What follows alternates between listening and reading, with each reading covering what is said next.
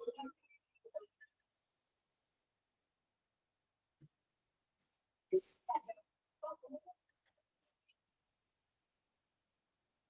morning. Good morning, ma'am. Good morning, ma'am. Good morning, ma'am. Okay, നമ്മൾ കഴിഞ്ഞ ക്ലാസ്സിൽ എവിടെ വരെ എടുത്തത്? Formulas 6th point വരെ കംപ്ലീറ്റ് ചെയ്തു. 7 ജസ്റ്റ് ഒന്ന് സ്റ്റാർട്ട് ചെയ്തു. സ്റ്റാർട്ട് ചെയ്തു. ഓക്കെ.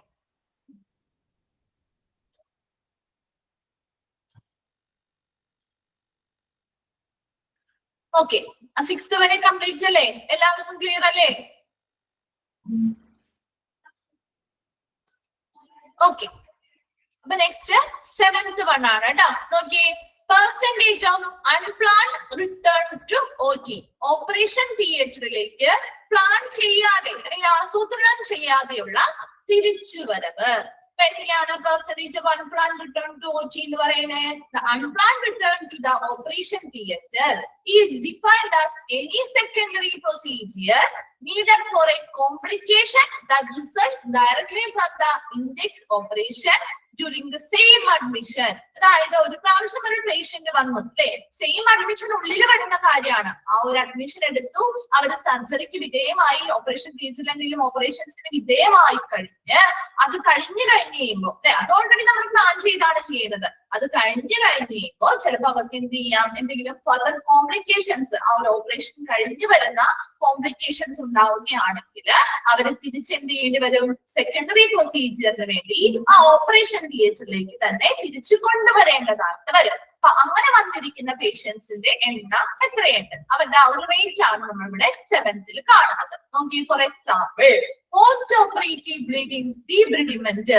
എന്താണ് ബ്ലീഡിംഗ് ഉണ്ടാവുന്നത്? ഓപ്പറേഷന് ശേഷം ഉണ്ടാവുന്ന ബ്ലീഡിംഗ് അല്ലെ, അത് ചിലപ്പോൾ ഡീബ്രിഡിമെന്റ് വഴി വരാം. എന്താണ് ഡീബ്രിഡിമെന്റ് എന്ന് പറഞ്ഞാല്?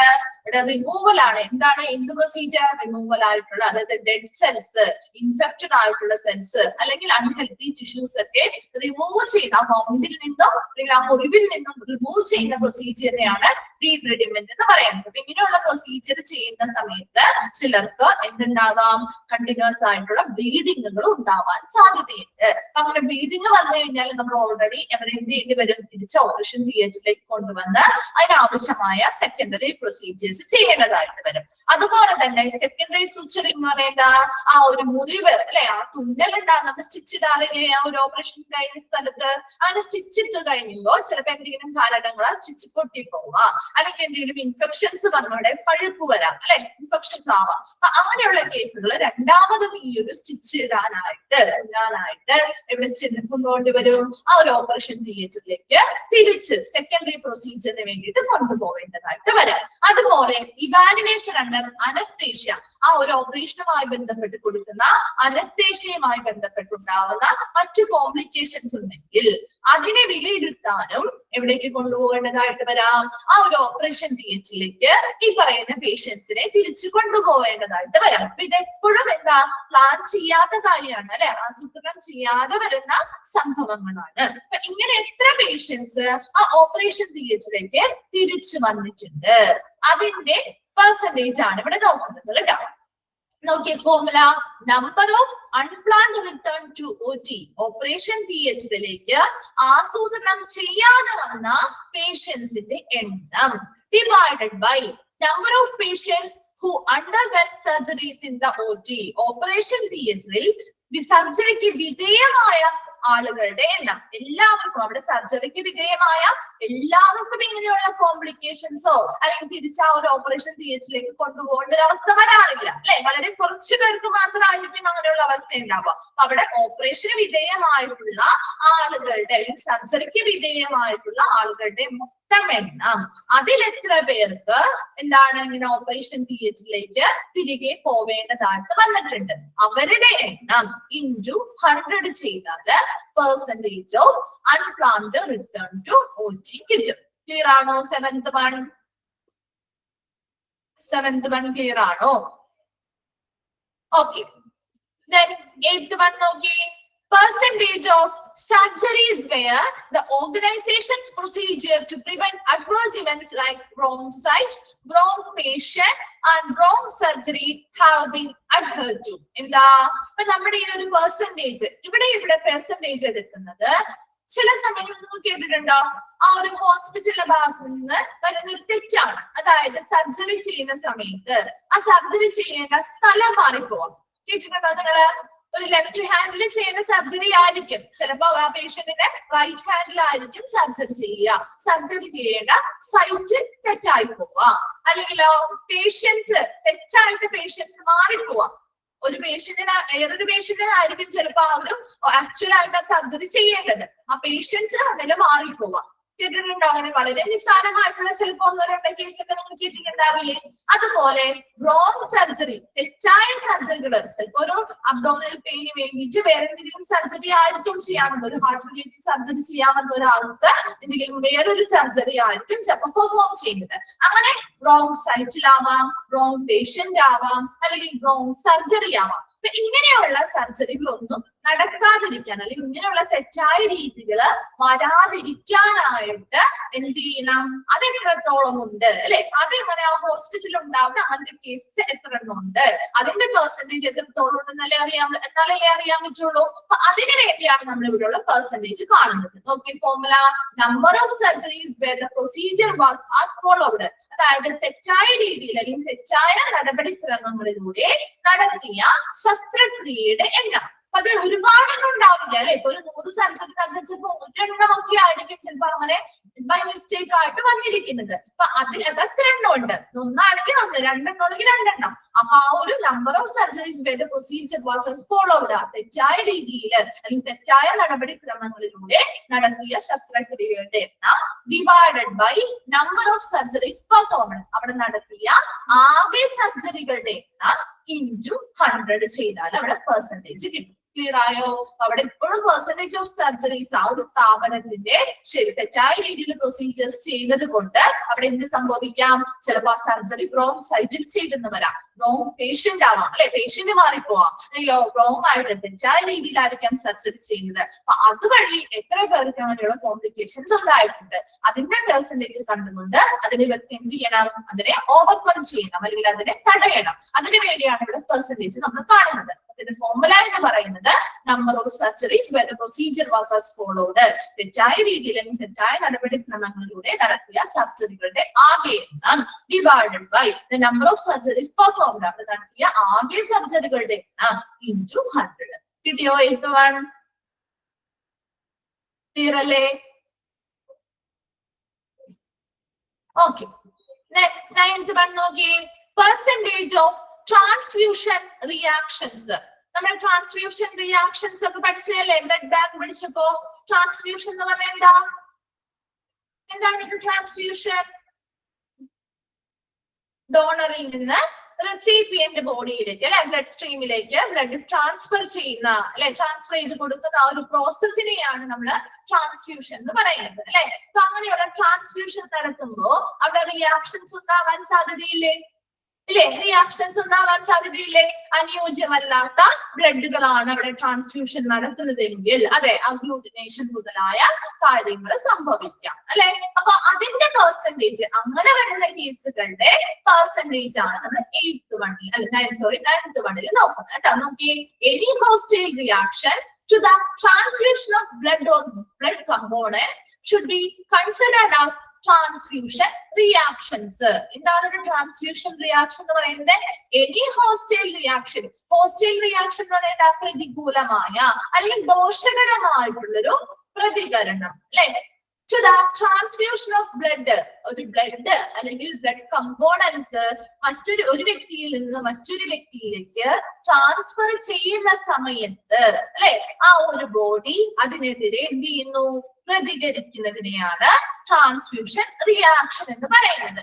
And it may range from a mild allergic reaction. അങ്ങനെയുള്ള ട്രാൻസ്ഫ്യൂഷൻ റിയാക്ഷൻ എന്ന് പറയുന്നത് വളരെ ചെറിയ തോതിലുണ്ടാവാം, അതുപോലെ ഒരു ലൈഫ് ത്രെറ്റനിങ് കോംപ്ലിക്കേഷൻസ് വരെയും എത്താം. അപ്പൊ അത് ചിലപ്പോ ഒരു മൈൽഡ് ആയിട്ടുള്ള ചെറിയ രീതിയിലുള്ള ഒരു അലർജിക് റിയാക്ഷൻസ് മുതൽ ഒരു ലൈഫ് ത്രെറ്റനിങ് അല്ലെങ്കിൽ ജീവൻ അപകടപ്പെടുത്തുന്ന രീതിയിലുള്ള കോംപ്ലിക്കേഷൻസ് വരെയും ഇങ്ങനെയുള്ള ട്രാൻസ്ഫ്യൂഷൻ റിയാക്ഷൻസ് വഴി ഉണ്ടായേക്കാം. അതിലൊരു മൈൽഡ് അലർജിക് റിയാക്ഷൻ ഇവിടെ എക്സാമ്പിൾ കൊടുത്തിരിക്കുന്നത് എന്താ? Including chills riggers. എന്താണ് ചില്ല് എന്നുള്ളതിനർത്ഥം?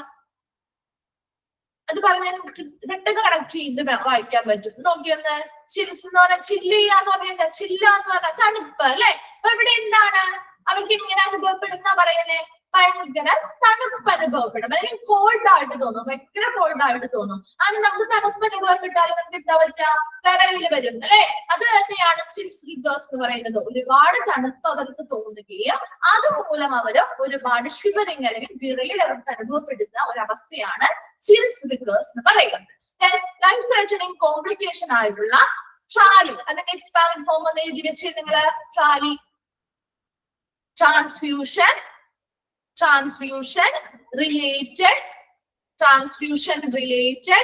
acute lung injury. Transfusion related acute lung injury. Transfusion related acute lung injury. Ideo Charlie expanded form.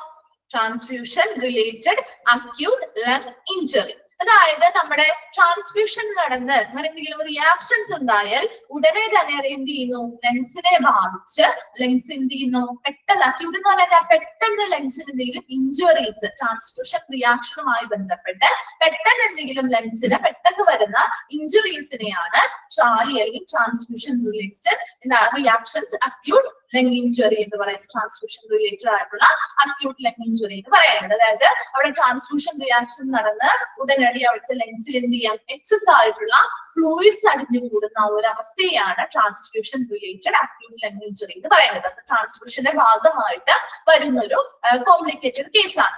അതുപോലെ തന്നെ ഗ്രാഫ്റ്റ് വേഴ്സസ് ഹോസ്റ്റ് ഡിസീസ്, അതായത് GVHD എന്നും പറയും അതിനെ. ഗ്രാഫ്റ്റ് വേഴ്സസ് ഹോസ്റ്റ് ഡിസീസ് എന്തായിരിക്കും അത്? Graft versus host disease Akhil അറിയോ? എന്താണ്? ബോൺ മാരോ ട്രാൻസ്പ്ലാന്റേഷൻ കേട്ടിട്ടുണ്ടോ? മജ്ജ മാറ്റിവെക്കൽ ശസ്ത്രക്രിയ എന്ന് കേട്ടിട്ടുണ്ടോ? അങ്ങനെ ബോൺ മാരോ ട്രാൻസ്പ്ലാന്റേഷൻ അല്ലെങ്കിൽ മജ്ജ മാറ്റിവെക്കൽ ശസ്ത്രക്രിയ നടന്ന് വരുന്ന അത് കഴിഞ്ഞുണ്ടാവുന്ന കോംപ്ലിക്കേഷൻസ് ആണ് അല്ലെങ്കിൽ പ്രോബ്ലംസിനെയാണ് നമ്മൾ ഗ്രാഫ്റ്റ് വേഴ്സസ് ഹോസ്റ്റ് ഡിസീസ് എന്ന് പറയുന്നത്. അതെന്താണ്? ഒരു വ്യക്തിയുടെ ബോഡിയിലേക്ക് അല്ലെ ഇവിടെ ബോൺ മാരോ അല്ലെങ്കിൽ സ്റ്റെം സെൽസ് ഇതിങ്ങനെ നമ്മൾ ട്രാൻസ്ഫർ ചെയ്ത് കൊടുക്കുന്ന സമയത്ത് അവരുടെ ബോഡി ഇതിനെ ഐഡന്റിഫൈ ചെയ്യുന്നത് എന്തായിട്ടായിരിക്കും? ഫോറിൻ ബോഡി ആയിട്ട് ഐഡന്റിഫൈ ചെയ്യുകയും അതിനെതിരെ ആ ബോഡി എന്ത് ചെയ്യും? അതിനെതിരെ അറ്റാക്ക് ചെയ്യുകയും ചെയ്യുന്ന ആ ഒരു പ്രോസസ്സിനെയാണ് ഗ്രാഫ്റ്റ് വേഴ്സസ് ഹോസ്റ്റ് ഡിസീസ് എന്ന് പറയുന്നത്. അപ്പൊ GVHD എന്ന് പറയുന്നത് എന്താണ്? ബോൺ മാരോ ട്രാൻസ്പ്ലാന്റ് പ്രധാനമായിട്ടും. അതുപോലെ തന്നെ മറ്റു ട്രാൻസ്പ്ലാന്റേഷനും ഇതുപോലത്തെ കേസ് വരാം. കാരണം വേറെ ഏതെങ്കിലും ഓർഗൻസ് ട്രാൻസ്പ്ലാന്റ് ചെയ്യുന്ന സമയത്ത് ഇതുപോലെയുള്ള റിയാക്ഷൻസ് ഉണ്ടാവാം അല്ലെ. അപ്പൊ ആ വരുന്ന സെൽസ് അല്ലെങ്കിൽ വരുന്ന ടിഷ്യൂസ് ഫോറിൻ ആണെന്ന് അവരുടെ സ്വന്തം ബോഡി ഐഡന്റിഫൈ ചെയ്യുകയും അതിനെതിരെ അറ്റാക്ക് ചെയ്യുന്ന ഒരു പ്രോസസ്സിനെയാണ് എന്ത്? ഗ്രാഫ്റ്റ് വേഴ്സസ് ഹോസ്റ്റ് ഡിസീസ് എന്ന് പറയുന്നത്. പ്രധാനപ്പെട്ടും ഇവിടെ നമുക്ക് എപ്പോഴും എന്താ? ബോൺ മാരോ ട്രാൻസ്പ്ലാന്റേഷനുമായി ബന്ധപ്പെട്ടാണ് ഈ ഗ്രാഫ്റ്റ് വേഴ്സസ് ഹോസ്റ്റ് ഡിസീസ് കാണുന്നത്. ക്ലിയർ ആണോ അത് രണ്ടും? ഓക്കെ അല്ലേ? അപ്പൊ ഇങ്ങനെയുള്ള മൈൽഡ് ആയിട്ടുള്ളത് മുതൽ ഒരു ലോങ് ലൈഫ് ത്രെറ്റനിങ് ആയിട്ടുള്ള ഒരു കണ്ടീഷൻ വരെയും ഈ ട്രാൻസ്ഫ്യൂഷൻ റിയാക്ഷൻസ് വഴി ഉണ്ടാവാറുണ്ട്. അപ്പൊ എത്ര പേർക്ക് അവിടെ വരുന്ന പേഷ്യൻസിൽ എത്ര പേർക്ക് ഇങ്ങനെയുള്ള ട്രാൻസ്ഫ്യൂഷൻ റിയാക്ഷൻസ് ഉണ്ടായി അതിന്റെ പെർസെന്റേജ് ആണ് നമ്മൾ ഇവിടെ എടുക്കുന്നത്. നോക്കിയേ, ഫോർമുല എന്താണ്? നമ്പർ ഓഫ് ട്രാൻസ്ഫ്യൂഷൻ റിയാക്ഷൻസ്, അവിടെ ഉണ്ടായിട്ടുള്ള ട്രാൻസ്ഫ്യൂഷൻ റിയാക്ഷൻസ് നടന്നതിന്റെ ആകെ എണ്ണം. എത്ര പേർക്ക് അങ്ങനെയുള്ള ട്രാൻസ്ഫ്യൂഷൻ റിയാക്ഷൻസ് വന്നിട്ടുണ്ട് അവരുടെ ആകെ എണ്ണം divided by number of units transferred. ഒന്നോ രണ്ടോ പേർക്ക് ആയിരിക്കില്ലല്ലോ ഈ ബ്ലഡ് ട്രാൻസ്ഫ്യൂഷൻ നടത്തിയിരിക്കുന്നത്, ഒരുപാട് പേർക്ക് നടത്തിയിട്ടുണ്ടാവും അല്ലെ. അവരുടെ എല്ലാവരുടെയും എണ്ണമാണ് താഴെ പറയേണ്ടത്. നോക്കിയേ, നമ്പർ ഓഫ് യൂണിറ്റ്സ് ട്രാൻസ്ഫേർഡ്, എത്ര നമ്പർ ഓഫ് യൂണിറ്റ്സ് ആണ് ട്രാൻസ്ഫർ ചെയ്തിരിക്കുന്നത്, അതിന്റെ ആകെ എണ്ണം, അതിൽ എത്ര പേർക്ക് ഇങ്ങനെയുള്ള ട്രാൻസ്ഫ്യൂഷൻ റിയാക്ഷൻസ് ഉണ്ടായി, അതാണ് ന്യൂമറേറ്ററിൽ കൊടുക്കേണ്ടത്. ഇൻറ്റു 100 ചെയ്താല് പെർസെന്റേജ് ഓഫ് ട്രാൻസ്ഫ്യൂഷൻ റിയാക്ഷൻസ് കിട്ടും. ക്ലിയർ ആണോ? ഓക്കെ ആണോ? ഓക്കെ, ഇനി ആ ഒരു പേജിൽ നോട്ട് ചെയ്ത് വെച്ച് ഇമ്പോർട്ടന്റ് ആയിട്ടുള്ളവ ഏതൊക്കെയാണ്? 7th one നോട്ട് ചെയ്യാം കേട്ടോ. Percentage of unplanned return to OT, 7th one. Then 9th one, percentage of transfusion reactions. And last 10th one note ചെയ്യാം, standardized mortality ratio for ICU. അത് മൂന്നെണ്ണം ഒന്ന് നോട്ട് ചെയ്ത് വെക്കാം കേട്ടോ, ഇമ്പോർട്ടന്റ് ആണ് കേട്ടോ. ഓക്കെ, നെക്സ്റ്റ് നോക്കാം നമുക്ക്. Standardized mortality ratio for ICU. ICUവിൽ റിപ്പോർട്ട് ചെയ്തിട്ടുള്ള മോർട്ടാലിറ്റി എന്ന് പറഞ്ഞാൽ എന്താണ് മോർട്ടാലിറ്റി റേഷ്യോ? മരണനിരക്ക് അല്ലെ, മരണനിരക്ക് അല്ലെ. അവിടെ ഒരു മരണനിരക്ക് ICUവിൽ റിപ്പോർട്ട് ചെയ്തിട്ടുള്ള മരണനിരക്ക് എത്രത്തോളം ഉണ്ട്, അതാണ് ഇവിടെ നമ്മൾ നോക്കുന്നത്. നോക്കിയേ, standardised mortality ratio is the ratio of the perceived or actual mortality and the anticipated mortality for a specific time period. ഒരു നിശ്ചിത കാലയളവില് ICUവില് എത്ര ആളുകള് യഥാർത്ഥത്തിൽ മരണപ്പെട്ടു, അതാണ് ആക്ച്വൽ അല്ലെങ്കിൽ പെർസീവ്ഡ് അല്ലെങ്കിൽ ആക്ച്വൽ മോർട്ടാലിറ്റി എന്ന് പറഞ്ഞാൽ യഥാർത്ഥ മരണമാണ്. അവർ ഓൾറെഡി ആക്ച്വലി എന്ത് ചെയ്തു, മരിച്ചു അല്ലെ. അതുപോലെ ഫോർ ദ ആന്റിസിപ്പേറ്റഡ് മോർട്ടാലിറ്റി എന്ന് പറഞ്ഞാൽ എന്താ? ആന്റിസിപ്പേറ്റഡ് എന്ന് പറഞ്ഞാൽ എന്താ? പ്രതീക്ഷിക്കുന്നതായിട്ടുള്ള മരണം അല്ലെ. ഇപ്പൊ നമ്മളറിയാം, ഇപ്പൊ ICUവിൽ ഓൾറെഡി സീരിയസ് ആയിട്ടുള്ള പേഷ്യൻസ് പലരും മരണപ്പെടാറുണ്ട് അല്ലെ. അതൊന്നാമത്, അതാണ് ആക്ച്വൽ മോർട്ടാലിറ്റി റേഷ്യോ എന്ന് റേറ്റ് എന്ന് പറയുന്നത്. രണ്ടാമത് എന്ന് പറയുന്നത്, ഇപ്പൊ വെന്റിലേറ്ററിലൊക്കെ കിടക്കുന്ന പേഷ്യൻസ് ഒക്കെ നമുക്കറിയാലോ, അവർ ചില പേഷ്യൻസിന് നമുക്കറിയാം അല്ലെ, അവര് വെന്റിലേറ്ററിന് ആ ഒരു വെന്റിലേറ്ററിന്റെ സഹായം മാറ്റി കഴിഞ്ഞു കഴിഞ്ഞാൽ അവർ ഓൾറെഡി എന്ത് ചെയ്യും, മരണപ്പെടും അല്ലെ, മരിച്ചു പോകുന്നതാണ് നമുക്ക് അറിയാവുന്ന പ്രെഡിക്റ്റ് ചെയ്യാൻ പറ്റുന്ന ഒരു കാര്യം. അങ്ങനത്തെ കുറച്ച് പേഷ്യൻസ് ഉണ്ടാവില്ലേ, അതാണ് ആന്റിസിപ്പേറ്റഡ് മോർട്ടാലിറ്റി എന്ന് പറയുന്നത്. അത് പ്രതീക്ഷിക്കാവുന്ന മരണമാണ് അല്ലെ. നമുക്കറിയാം, ഒരു 10 പേര് വെന്റിലേറ്റർ സഹായത്തിൽ അവിടെ ഉണ്ടെന്നുണ്ടെങ്കിൽ ആ വെന്റിലേറ്റർ മാറ്റിയാൽ അവർ ഉറപ്പായിട്ടും മരിക്കും എന്ന് പ്രതീക്ഷിക്കാവുന്ന കുറച്ച് പേരുണ്ടാവും അല്ലെ. അപ്പൊ ഈ രണ്ട് ഗ്രൂപ്പുകാരെയും ഉൾപ്പെടുത്തിയുള്ളതാണ് എന്തെന്ന് പറയുന്നത്, സ്റ്റാൻഡർഡൈസ്ഡ് മോർട്ടാലിറ്റി റേഷ്യോ കാണുന്നത്. അപ്പൊ അത് ഒരു സ്പെസിഫിക് ടൈം പീരീഡ് അല്ല, ഒരു നിശ്ചിത കാലയളവിനുള്ളിൽ എത്ര പേര് യഥാർത്ഥത്തിൽ മരണപ്പെട്ടു, എത്ര പേർക്ക് നമ്മൾ ആന്റിസിപ്പേറ്റഡ് മോർട്ടാലിറ്റി അല്ലെങ്കിൽ എത്ര പേര് നമ്മൾ മരണം പ്രതീക്ഷിക്കുന്നുണ്ട്, അതിന്റെ റേറ്റ് ആണ് നമ്മൾ ഇവിടെ നോക്കുന്നത്. ക്ലിയർ ആണോ? നോക്കി formula.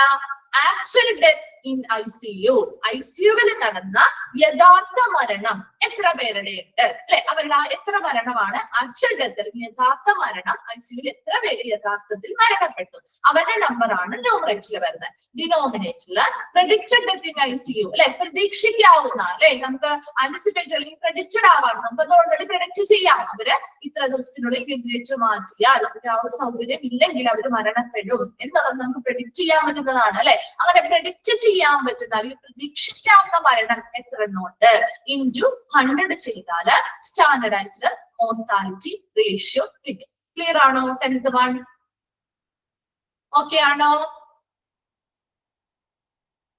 Okay,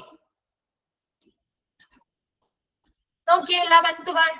Return to the emergency department within 72 hours with similar presenting complaints. എന്താണ്?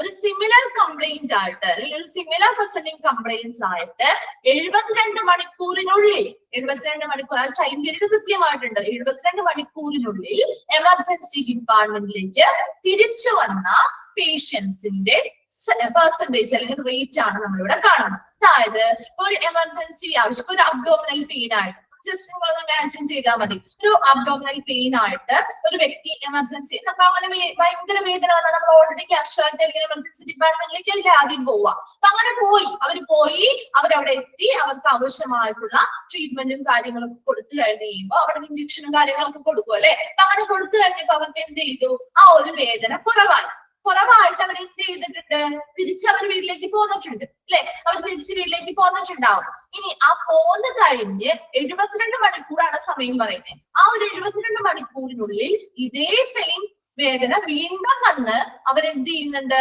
തിരിച്ചെത്ര പേര് അങ്ങനെ ആ വേദന അല്ലെങ്കിൽ ഇപ്പൊ അബ്ഡോമിനൽ മാറി ആ അബ്ഡോമിനൽ പെയിൻ പിന്നെയും വന്നിട്ട് 72 മണിക്കൂറിനുള്ളിലാണ് കേട്ടോ പറയുന്നത്. ആ ഒരു സമയത്തിനുള്ളിൽ സെയിം കംപ്ലൈന്റ് അല്ലെങ്കിൽ സെയിം പ്രോബ്ലം പിന്നെയും വന്ന് എത്ര പേര് ഇങ്ങനെ എമർജൻസി ഡിപ്പാർട്ട്മെന്റിലേക്ക് തിരികെ വന്നിട്ടുണ്ട്, അവരുടെ പെർസെന്റേജ് ആണ് നമ്മളിവിടെ കാണുന്നത്. ക്ലിയർ ആയോ എന്താന്നുള്ളത്? മനസ്സിലായോ? Return to the emergency department within 72 hours with similar presenting complaints ആണ്. സെയിം കംപ്ലൈന്റുകൾ വന്നി തന്നെ തിരികെ 72 മണിക്കൂറിനുള്ളിൽ തിരികെ ആ ഒരു എമർജൻസി ഡിപ്പാർട്ട്മെന്റിലേക്ക് വന്ന പേഷ്യൻസിന്റെ റേറ്റ്. കേട്ടോ? നോക്കിയ formula, number of returns to emergency within 72 hours with similar presenting complaints are same similar presenting complaints ആയിട്ട് എത്ര പേഷ്യൻസ് ആണ് ആ 72 മണിക്കൂറിനുള്ളിൽ ആ ഒരു എമർജൻസി ഡിപ്പാർട്ട്മെന്റിലേക്ക് വന്നിരിക്കുന്നത്, ആ പേഷ്യൻസിന്റെ എണ്ണം divided by number of patients who have come to the emergency. അവിടെ എമർജൻസി ഡിപ്പാർട്ട്മെന്റിലേക്ക് വന്ന ഒരുപാട് പേഷ്യൻസ് ഉണ്ടാവും അല്ലെ, അവരിൽ എല്ലാവർക്കും ഇതുപോലെ തിരിച്ചു വരണമെന്നില്ല അല്ലെ, അവര് മാറിപ്പോകുന്ന അസുഖം മാറിപ്പോകുന്നവരും ഉണ്ടാവും. അപ്പൊ എല്ലാവരും വരില്ല, അതിൽ കുറച്ചു പേർക്കായിരിക്കും അവർ തിരിച്ചു വരേണ്ട ഒരു അവസ്ഥ വരുന്നത്. അപ്പൊ ആ ഒരു എമർജൻസി ഡിപ്പാർട്ട്മെന്റിലേക്ക് വന്ന ആകെ പേഷ്യൻസിന്റെ എണ്ണം, അതിലെത്ര പേർക്ക് തിരിച്ച് ഈ 72 മണിക്കൂറിൽ സിമിലർ കംപ്ലൈന്റ്സുമായിട്ട് തിരിച്ചു വരേണ്ടി വന്നു into 100 ചെയ്താല് return to the emergency department within 72 hours with similar complaint rate കിട്ടും. ക്ലിയർ ആണോ? 11th one ഓക്കെ ആണോ? ഓക്കെ. then 12th നോക്കിയേ, incidents of hospital associated pressure ulcers after admission, bed sore per 1000 patient days. എന്താണ് ഒരു pressure ulcer അല്ലെങ്കിൽ bed sore എന്ന് പറഞ്ഞാല്? കേട്ടിട്ടുണ്ടോ? പ്രഷർ അൾസേഴ്സ് അല്ലെങ്കിൽ ബെഡ് സോർ എന്ന് പറഞ്ഞാല് കേട്ടിട്ടുണ്ട്. എന്താണത്? ആ പൊട്ട്, ബെഡില്ലാതെ, വെരി ഗുഡ്, പുറം പൊട്ടുന്ന അവസ്ഥയാണ് അല്ലെ പ്രഷർ അൾസേഴ്സ് അല്ലെങ്കിൽ ബെഡ് സോർ എന്ന് പറയുന്നത്. അതെ, പ്രായമായിട്ടുള്ളവർക്കും ഉണ്ടാവാം, അല്ലെങ്കിൽ ഒരുപാട് നാളുള്ള കിടപ്പ് രോഗികളായിട്ടുള്ള ആളുകൾക്കുമാണ് കൂടുതൽ ഇത് കാണാറ് അല്ലെ, പ്രഷർ അൾസേഴ്സ് അല്ലെങ്കിൽ ബെഡ് സോറുകൾ. അപ്പൊ അത് ആ ഹോസ്പിറ്റലിൽ വന്നിട്ട്, അതായത് അതെ ദീർഘകാലം ബെഡിൽ കിടന്നാ വരുന്ന മുറിവാണ്. ശരിയാണ്. അപ്പൊ നോക്കിയേ, അങ്ങനെ എത്ര പേർക്ക് ആ ഹോസ്പിറ്റലുമായി ബന്ധപ്പെട്ട്, ഹോസ്പിറ്റലിൽ ട്രീറ്റ്മെന്റിൽ ഇരിക്കുന്ന സമയത്ത് ആ ഹോസ്പിറ്റലുമായി ബന്ധപ്പെട്ട് എത്ര പേർക്ക് ഇങ്ങനെയുള്ള പ്രഷർ അൾസേഴ്സ് അല്ലെങ്കിൽ ബെഡ് സോറുകൾ ഉണ്ടായിരുന്നു, അതിന്റെ റേറ്റ് ആണ് 12th നമ്മൾ നോക്കുന്നത്. നോക്കിയേ, a pressure ulcer is localised injury to the skin and or underlying tissue normally over a bony prominence. ഇല്ലേ, ആ ഒരു പ്രഷർ അൾസർ എന്ന് പറയുന്നത് ഒരു ലോക്കലൈസ്ഡ് ആയിട്ടുള്ള ഇഞ്ചുറി അല്ലെങ്കിൽ പരിക്കാണ്, സ്കിന്നിന് അല്ലെങ്കിൽ അണ്ടർലൈങ് ടിഷ്യൂസിന് വരുന്ന ഒരു പരിക്കാണ്, ലോക്കലൈസ്ഡ് ആയിട്ടുള്ള ഒരു പരിക്കാണ് പ്രഷർ അൾസർ അല്ലെങ്കിൽ ബെഡ് സോർ എന്ന് പറയുന്നത്. Normally over a bony prominence അല്ലെ, ബോണുമായിട്ട് ക്ലോസ്ഡ് ആയിട്ടുള്ള സ്കിന്നുകൾക്കല്ലേ കൂടുതലും ഈ പറയുന്ന ആ ഒരു പ്രഷർ അൾസർ അല്ലെങ്കിൽ ബെഡ് സോറുകൾ വരുന്നത് അല്ലെ. നമ്മുടെ പുറം ഭാഗമൊക്കെ ആണെങ്കിൽ ബോണുമായിട്ട് അധികം എന്താ ഇത്തിരി ക്ലോസ്ഡ് ആയിട്ടുള്ള ഏരിയകളാണ് അല്ലെ. അപ്പൊ അങ്ങനെയുള്ള ഏരിയകളിലാണ് കൂടുതലായിട്ട് ഇങ്ങനെയുള്ള ഇഞ്ചുറീസ് അല്ലെങ്കിൽ ഈ പ്രഷർ അൾസറുകൾ വരാൻ സാധ്യതയുള്ളത്. As A result of pressure, എന്തിനൊക്കെ അടിസ്ഥാനത്തിലായിരിക്കും, ഒരുപാട് നാൾ അവരിങ്ങനെ കിടപ്പെടുക്കുമ്പോൾ അവരുടെ ബാക്ക് സൈഡിൽ ഒരുപാട് പ്രഷർ അനുഭവപ്പെടുന്നത് കൊണ്ടാവാം, അല്ലെങ്കിലോ or pressure in consolidation with shear, എന്തെങ്കിലും കത്തലുകൾ കൊണ്ടോ അങ്ങനെ ചെറിയ മുറിവുണ്ടാവുന്നത് ദൃഢപ്പെടുന്നതാവാം, അല്ലെങ്കിലോ ഓർ ഫ്രിക്ഷൻ ഉരയിൽ കൊണ്ടാവാം അല്ലെ. ഒരുപാട് നാളിങ്ങനെ കിടക്കുന്ന സമയത്ത് അവരെ പോലെ പുറം കിടന്ന് ഉരയുന്നത് കൊണ്ടും എന്ത് വരാം, ഈ പ്രഷർ അൾസേഴ്സ് വരാം. അപ്പൊ നല്ല രീതിയിലുള്ള ഒരു ബാക്കിൽ അവർക്ക് കൂടുതൽ പ്രഷർ അനുഭവപ്പെടുന്നത് കൊണ്ട്, അല്ലെങ്കിൽ എന്തെങ്കിലും ഷിയേഴ്സ് എന്ന് പറയുന്ന കത്രികൾ കൊണ്ടുള്ള ചെറിയ ചെറിയ മുറിവുകൾ ഉണ്ടാവുന്നത് ദൃഢപ്പെടുന്നത് കൊണ്ടാവാം, അല്ലെങ്കിൽ എന്താ ഫ്രിക്ഷൻ ഉരയുന്നത് കൊണ്ടാവാം, ഉരയിൽ വിരിയുന്നത് കൊണ്ടാവാം എന്ത് വരുന്നത്, ഇങ്ങനെയുള്ള പ്രഷർ അൾസർ അല്ലെങ്കിൽ ബെഡ് സോറുകൾ ഉണ്ടാകുന്നത്. അത് എത്ര ആളുകൾക്ക് ഉണ്ടായി, അതാണ് ഇവിടെ റേറ്റ് നോക്കുന്നത് കേട്ടോ. നോക്കി formula, number of patients who develop new or worsening of pressure ulcers. അതായത് ആ ഹോസ്പിറ്റലിൽ വന്നിട്ടുള്ള പേഷ്യൻസില് എത്ര പേഷ്യൻസിന് പുതിയതായിട്ട് പ്രഷർ അൾസേഴ്സ് ഉണ്ടായി, അല്ലെങ്കിൽ ഓൾറെഡി ഉണ്ടായിരുന്നതായിരിക്കാം, അതിന്റെ അവസ്ഥ എന്തായി വേഴ്സണിംഗ് ആയി മോശമായിട്ടുള്ള പേഷ്യൻസിന്റെ എണ്ണം എത്രത്തോളം, then divided by total number of patients days. അവിടെ വന്നിരിക്കുന്ന പേഷ്യൻസിന്റെ ആകെ എണ്ണം അല്ലെ. എല്ലാ പേഷ്യൻസിനും ഇങ്ങനെയുള്ള പ്രഷർ അൾസേഴ്സ് ഉണ്ടാവോ? ഇല്ല, കുറച്ചു പേർക്കായിരിക്കും ഉണ്ടാകുക അല്ലെ. അപ്പൊ കുറച്ചു പേരുടെ റേറ്റ് ആണ് നമ്മൾ ഇവിടെ എടുക്കുന്നത്. അപ്പൊ അവിടെയുള്ള പേഷ്യൻസ് എത്ര പേഷ്യൻസ് ഉണ്ടോ അതിലെത്ര പേർക്ക് അല്ലെ, അതിലെത്ര പേർക്ക് ഈ പറയുന്ന പ്രഷർ അൾസർ അല്ലെങ്കിൽ ബെഡ് സോറുകൾ പുതിയതായിട്ട് വന്നു, അല്ലെങ്കിൽ ഉണ്ടായിരുന്നവ വേഴ്സൺ ചെയ്തു, മോശമായി വഷളായി, അതിന്റെ റേറ്റ് ഇൻറ്റു 1000 ചെയ്താല് നമുക്ക് എന്ത് കിട്ടും? ആ ഒരു പ്രഷർ അൾസേഴ്സിന്റെ പെർസെന്റേജ് അല്ലെങ്കിൽ റേറ്റ് കിട്ടും. ക്ലിയർ ആണോ? അത് ഫോർമുലാസ് അങ്ങനെ തന്നെ പഠിക്കണം കേട്ടോ. Number of patient who develop, പുതിയതായിട്ട് അല്ലെങ്കിൽ ഉള്ള അവസ്ഥ മോശമാവുന്നത്, അത് എത്ര പേഷ്യൻസിനുള്ളിലാണ് അത് ഉണ്ടായിരിക്കുന്നത്. ഫോർമുല ഒന്നുകൂടി പറയണോ? Number of patients who develop new or worsening of pressure ulcers. ഇപ്പൊ എല്ലാവരും നിങ്ങൾ അങ്ങനെ ചിന്തിച്ചാൽ മതി, അതായത് കുറച്ചും കൂടി എളുപ്പം നിങ്ങൾക്ക് ഫോർമുല മനസ്സിലാക്കാനുണ്ട്. അതായത് അവിടെ വരുന്ന എല്ലാ പേഷ്യൻസിനും അല്ലെങ്കിൽ എല്ലാ വരുന്ന പേഷ്യൻസിനും ഇങ്ങനെയുള്ള പ്രഷർ അൾസേഴ്സ് അല്ലെങ്കിൽ ബെഡ് സോറുകൾ ഉണ്ടാവില്ല അല്ലെ, കുറച്ച് പേർക്കല്ലേ ഉണ്ടാവുള്ളൂ. അപ്പൊ അവിടെ വന്നിരിക്കുന്ന മൊത്തം പേഷ്യൻസ് ഉണ്ട് അല്ലെ, ആ മൊത്തം പേഷ്യൻസില് എത്ര പേർക്ക് ഇങ്ങനെയുള്ള പ്രഷർ അൾസേഴ്സ് പുതിയതായിട്ട് ഉണ്ടായി, അല്ലെങ്കിൽ നിലവിൽ ഉണ്ടായിരുന്നത് വഷളായി, അതിന്റെ എണ്ണം, അതാണ് ന്യൂമറേറ്ററിൽ വരുന്നത്. അവിടെയുള്ള മൊത്തം പേഷ്യൻസിന്റെ എണ്ണമാണ് ഡിനോമിനേറ്ററിൽ വരിക. ഇൻറ്റു 1000 ചെയ്താൽ എന്ത് കിട്ടും? ആ ഒരു 12 ഫോർമുല കിട്ടും. ക്ലിയർ ആയോ? നിങ്ങൾക്ക് അങ്ങനെ കണക്ട് ചെയ്യുന്നതായിരിക്കും കുറച്ചും കൂടി എളുപ്പം എന്നാണ് മിസ്സിന് തോന്നുന്നത്. കാരണം നമുക്ക് അതല്ലേ എളുപ്പം മനസ്സിലാക്കി എടുക്കാനായിട്ട് അല്ലെ, അങ്ങനെ പറയുന്നതല്ലേ. ഓക്കെ, 13th നോക്കിയേ, catheter associated urinary tract infection rate. എന്താ catheter associated ആയിട്ടുള്ള, കേട്ടിട്ടുണ്ടോ? യൂറിനുമായി ബന്ധപ്പെട്ട് യൂറിൻ പോവാൻ ബുദ്ധിമുട്ടുള്ള പേഷ്യൻസിന് catheterization ചെയ്യുന്നത് കേട്ടിട്ടുണ്ടോ? catheter ഇട്ട് കൊടുക്കുന്നേ കേട്ടിട്ടുണ്ട് അല്ലെ. അപ്പൊ അതേ പ്രൊസീജിയേഴ്സ് അപ്പൊ അതെ ട്യൂബ് ഇട്ട് കൊടുക്കുന്ന ഒരു പ്രൊസീജിയർ ആണ് അല്ലെ, ആ യൂറിൻ പോവാൻ വേണ്ടിട്ട്, ഫ്രീ ആയിട്ട് പോവാൻ വേണ്ടിട്ട് അല്ലെ. അപ്പൊ അതേ പ്രൊസീജിയേഴ്സ്, അപ്പൊ അങ്ങനെയുള്ള ഒരുപാട് പേരുണ്ടാവും അല്ലെ, അങ്ങനെ കത്തീറ്റർ യൂസ് ചെയ്യുന്ന ഒരുപാട് പേരുണ്ടാവും. അപ്പൊ ചില ആളുകൾക്ക് ഇങ്ങനെ കത്തീറ്റർ യൂസ് ചെയ്ത് കഴിയുമ്പോ അവർക്ക് യൂറിനറി ട്രാക്ട് ഇൻഫെക്ഷൻസ് ഉണ്ടാവാൻ സാധ്യതയുണ്ട്. അപ്പൊ അത് എത്ര പേർക്ക് അവിടെ കത്തീറ്റർ ഇട്ടാ, ജസ്റ്റ് സിമ്പിൾ ആയിട്ട് പറഞ്ഞുതരാം. അപ്പൊ ഒരു 10 പേർക്ക് അവിടെ ഓൾറെഡി കത്തീറ്റർ ഉപയോഗിച്ചുകൊണ്ട് നമ്മള് ഇങ്ങനെയുള്ള യൂറിനറി കത്തീറ്റേഴ്സ് ഉപയോഗിക്കുന്നുണ്ട്. ഒരു 10 പേർക്ക്, ജസ്റ്റ് ഒരു സിമ്പിൾ നമ്പർ ആണോ പറയുന്നത്, ഒരു 10 പേർക്ക് ഉപയോഗിക്കുന്നുണ്ടെന്ന് വിചാരിക്കാം. അതിലെത്ര പേർക്ക് അതുമായി ബന്ധപ്പെട്ട് ഇൻഫെക്ഷൻ, യൂറിനറി ട്രാക്ട് ഇൻഫെക്ഷൻസ് ഉണ്ടായി? ചിലപ്പോ 2 പേർക്ക്, ഈ 10 പേരിൽ ചിലപ്പോ 2 പേർക്കായിരിക്കും ആ ഒരു യൂറിനറി ട്രാക്ട് ഇൻഫെക്ഷൻ ഉണ്ടായിരിക്കുക. ഇൻറ്റു 1000 ചെയ്താല് എന്ത് കിട്ടും? catheter associated urinary tract infection rate കിട്ടും. ഒന്ന് നോക്കി എന്താണുള്ളത് formula. Number of urinary catheter associated UTIs in a month. ഒരു മാസത്തിൽ യൂറിനറി ട്രാക്ട് ഇൻഫെക്ഷൻസ് അല്ലെങ്കിൽ കത്തീറ്ററുമായി ബന്ധപ്പെട്ട് യൂറിനറി ട്രാക്ട് ഇൻഫെക്ഷൻസ് ഉണ്ടായ പേഷ്യൻസിന്റെ എണ്ണം divided by number of urinary catheter days in that month. ആ ഒരു മാസത്തിൽ എത്ര ആളുകൾക്കാണ് അവിടെ യൂറിനറി catheters ഉപയോഗിച്ചത്, അതിൽ എത്ര പേർക്ക് ഈ കത്തീറ്ററുമായി ബന്ധപ്പെട്ട് യൂറിനറി ട്രാക്ട് ഇൻഫെക്ഷൻസ് ഉണ്ടായി? ഇൻറ്റു 1000 ചെയ്താൽ catheter associated urinary tract infection rate കിട്ടും. ക്ലിയർ ആണോ? 13th one ക്ലിയർ ആണോ? ഓക്കെ ആണോ എല്ലാവർക്കും? ഓക്കെ, 14th നോക്കിയേ. ഇതേപോലെ തന്നെ വെന്റിലേറ്ററിന്റെ കേസാ പറയുന്നത്. വെന്റിലേറ്റർ അസോസിയേറ്റഡ് ന്യൂമോണിയ റേറ്റ് കേട്ടിട്ടുണ്ടോ? അത് വെന്റിലേറ്ററുമായി ബന്ധപ്പെട്ട് ന്യൂമോണിയ വരുന്ന കേസുകള് കേട്ടിട്ടുണ്ടോ? ഉണ്ട് അല്ലെ. അപ്പൊ വെന്റിലേറ്റർ അസോസിയേറ്റഡ് ന്യൂമോണിയ, വെന്റിലേറ്റർ ഒരുപാട് പേഷ്യൻസ് വെന്റിലേറ്ററിന്റെ സഹായം ആവശ്യപ്പെടുന്നു അല്ലെ, സഹായത്തിലുള്ളവരുണ്ടാവും. അതിലെല്ലാവർക്കും ന്യൂമോണിയ വരുമോ?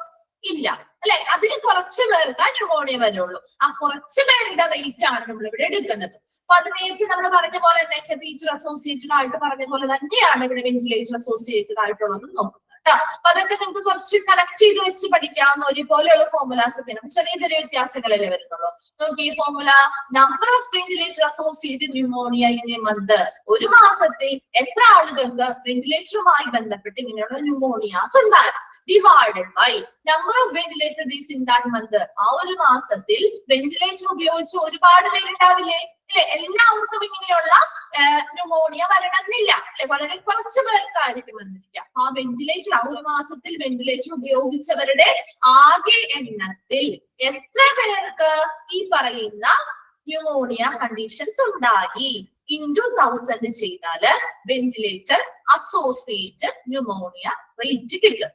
ക്ലിയർ ആണോ? 14th എത്ര പേരാണ് അവിടെ ന്യൂമോണിയ, വെന്റിലേറ്ററുമായി ബന്ധപ്പെട്ട് എത്ര ആളുകൾക്കാണ് ന്യൂമോണിയ വന്നിരിക്കുന്നത്, അവിടുത്തെ അതിന്റെ നമ്പർ ഡിവൈഡഡ് ബൈ എത്ര പേരാണോ ആ ഒരു മാസത്തിൽ വെന്റിലേറ്റർ ഉപയോഗിച്ചത് അല്ലെ, അതിലെത്ര പേർക്കാണ് വെന്റിലേറ്റർ അസോസിയേറ്റഡ് ആയിട്ടുള്ള ന്യൂമോണിയ വന്നത് ഇൻറ്റു 1000 ചെയ്താല് വെന്റിലേറ്റർ അസോസിയേറ്റഡ് ന്യൂമോണിയ റേറ്റ് കിട്ടും. ക്ലിയർ ആണോ? 14th one. Okay. Then 15th one നോക്കിയേ, central line associated blood stream infection rate. എന്താണ് ഇത് സെൻട്രൽ ലൈൻ എന്ന് പറഞ്ഞാല്? സെൻട്രൽ ലൈൻ കേട്ടിട്ടുണ്ടോ? കേട്ടിട്ടുണ്ടോ? ഇല്ല. കാവിലേഷൻ കേട്ടിട്ടുണ്ടോ? അത് കേട്ടിട്ടില്ല. കേട്ടിട്ടുണ്ട്. അത് തന്നെയാണ് നമ്മുടെ ലാർജ് വെയിൻസിലേക്ക് ലോങ് തിൻ ട്യൂബുകള് പ്ലേസ് ചെയ്യുന്ന പ്രൊസീജിയർ ആണ്. അതെ, ഡ്രിപ്പുകൾ ഇടാൻ വേണ്ടിയിട്ട് മരുന്നുകൾ, ഫ്ലൂയിഡ്സോ ആയിക്കോട്ടെ, ഇപ്പൊ ഡ്രിപ്പ് പോലെയുള്ള ഫ്ലൂയിഡ്സ് കൊടുക്കാനോ അല്ലെങ്കിൽ മറ്റെന്തെങ്കിലും മെഡിസിൻസ് കൊടുക്കാൻ അല്ലെങ്കിൽ ബ്ലഡ് കൊടുക്കാൻ വേണ്ടിയിട്ട് ലാർജ് ആയിട്ടുള്ള തിൻ ട്യൂബ് അല്ലേ ആ ഒരു ലാർജ് വെയിനിലേക്ക് പ്ലേസ് ചെയ്യുന്നത് അല്ലെ, അതിനെയാണ് സെൻട്രൽ ലൈൻ എന്ന് പറയുന്നത് കേട്ടോ. അപ്പൊ അങ്ങനെയുള്ള ആ ഒരു പ്രൊസീജിയർ ചെയ്യുന്ന സമയത്ത് എന്താ ബ്ലഡ് സ്ട്രീം അല്ലെ, ആ ഒരു ബ്ലഡ് സ്ട്രീമുമായി ബന്ധപ്പെട്ട് ചിലർക്ക് എന്തുണ്ടാവും, ഇൻഫെക്ഷൻസ് വരാം അല്ലെ.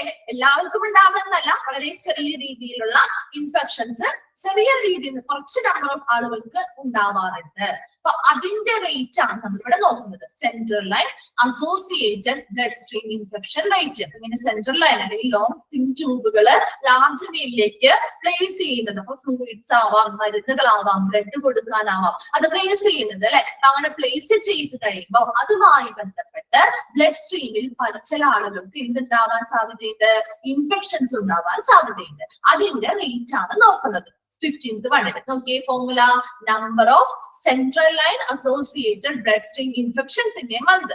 ഒരു മാസത്തിൽ എത്ര ആളുകൾക്കാണ് ഇതുപോലെ സെൻട്രൽ ലൈൻ അസോസിയേറ്റഡ് ആയിട്ടുള്ള ബ്ലഡ് സ്ട്രീം ഇൻഫെക്ഷൻസ് ഉണ്ടായത്, അവരുടെ എണ്ണം divided by number of central lines in that month. ആ ഒരു മാസത്തിൽ നേരത്തെ പറഞ്ഞ പോലെ തന്നെ എല്ലാവരും സെൻട്രൽ ലൈൻ ചെയ്യുന്ന എല്ലാവർക്കും ഇൻഫെക്ഷൻ വരണം എന്നില്ല അല്ലെ.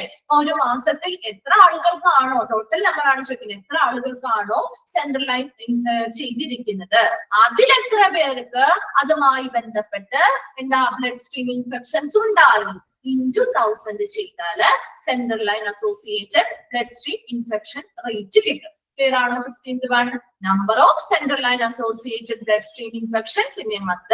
ഒരു മാസത്തിൽ എത്ര ആളുകൾക്ക് ഇങ്ങനെ സെൻട്രൽ ലൈൻ ചെയ്യുന്നത് വഴി അതുമായി ബന്ധപ്പെട്ട് ബ്ലഡ് സ്ട്രീം ഇൻഫെക്ഷൻസ് ഉണ്ടായിട്ടുണ്ട്, അത് divided by the number of central line days in that month.